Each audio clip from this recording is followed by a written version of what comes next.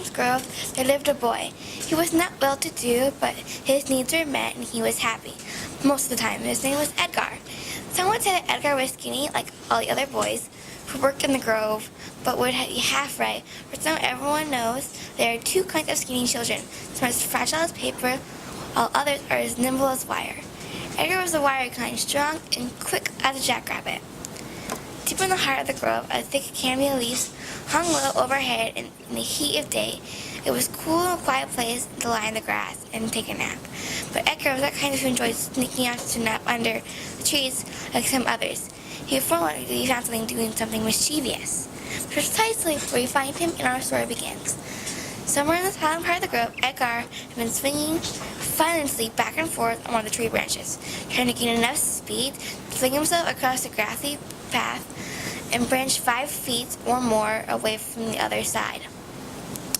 Twice Edgar had let go too late and flown through the air feet first, landing on his back in the middle of the path with a terrible thud. Under-teared, Edgar made a third attempt, which sent him carrying through the air as fast as he smashed into a tree trunk, was rewarded with a bloody nose. The ruckus caught the attention of the owner of the grove, Mr. Ratkin, a tall, hunchbacked man who was determined to put an end to Edgar's fun. Edgar was the most of his biggest swing yet, brushing the leaves in the tree. His arms came forward. When he swung back, Mr. Ratkin struck Edgar on his bare feet with his walking stick. "Come away from there this instant!" Mr. Ratkin had a chalky white skin, his mouth peculiar with a scowl, making his thin lips and long mustache seem like nothing more than red-brown ribbons around an unhappy mouth. The walking stick had failed to knock Edgar free, swinging his feet high up in the air.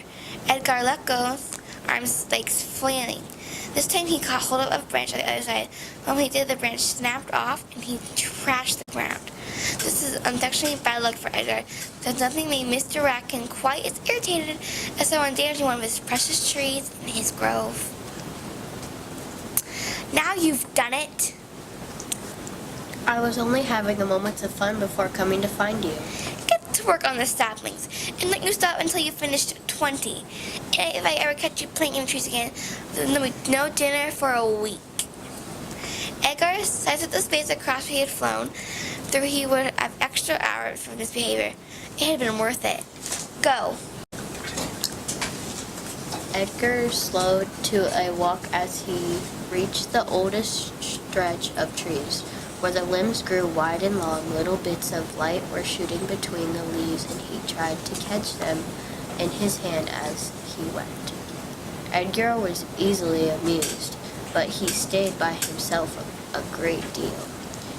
He was a boy with a secret and kept it well. Suddenly there came a sound of a twig snapping from somewhere nearby in the grove.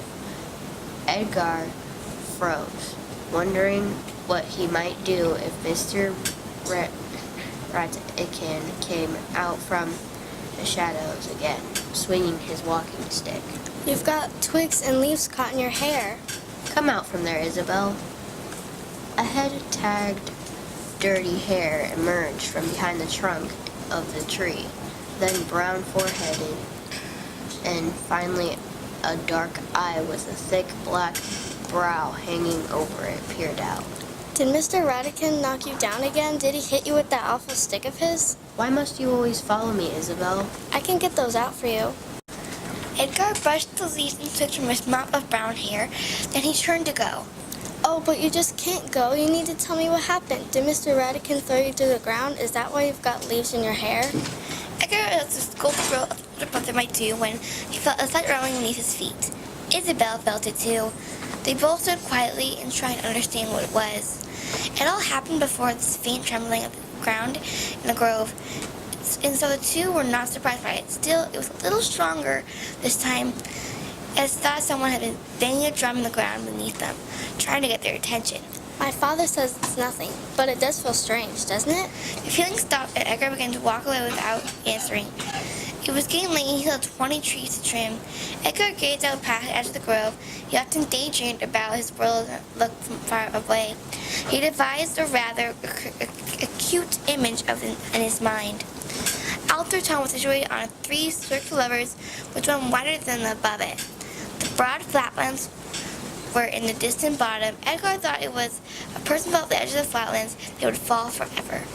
The tabletop where Edgar lived was a large plateau lodged on the top of a steep rock face rising from the middle of the flatlands.